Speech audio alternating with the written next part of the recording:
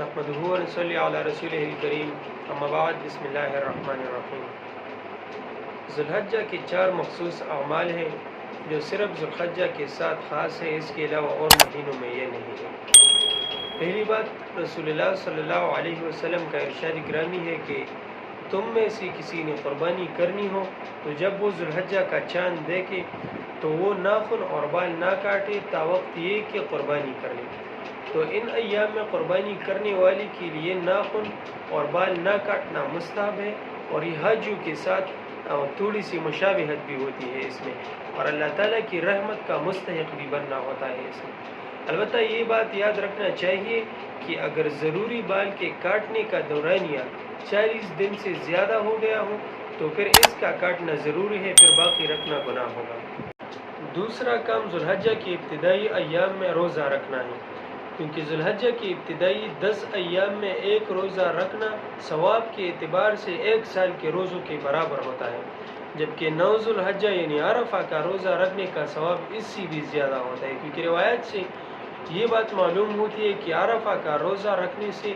1 سال پہلے اور 1 سال بعد کی گناہ صغیرہ معاف ہو جاتے ہیں۔ تیسرا کام تکبیر تشریق کا ہے، جو عرفہ کے دن یعنی 9 ذوالحجہ کو فجر کی نماز کے بعد سے شروع ہو کر 12 تاریخ یعنی عید کے چوتھے دن کے عصر کی نماز تک ہوتا ہے، اور یہ تکبیرات ہر نماز کے بعد 1 دفعہ پڑھنا، ہر مرد پر 1 دفعہ تیز بلند آواز سے اور عورتوں پر آہستہ آواز سے پڑھنا واجب ہے۔ اور وہ تکبیرات یہ ہیں: اللہ اکبر،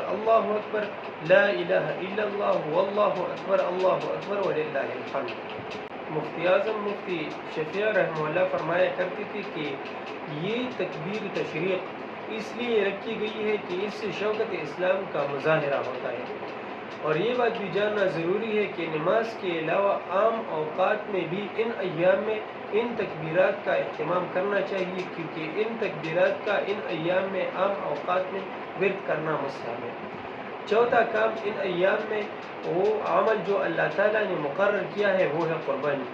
جو کہ صرف ذوالحجہ کے 10، 11 اور 12 تاریخ کو غروب آفتاب تک کیا جا سکتا ہے۔ البتہ جن لوگوں پر قربانی فرض ہو ان کو چاہیے کہ ان ایام میں وہ قربانی کرے، اور قربانی صاحب استطاعت پر فرض ہوتا ہے جو کہ نصاب کا مالک ہوتا ہے۔ اقول قولی ھذا استغفر اللہ لی ولکم ولسائر المسلمین۔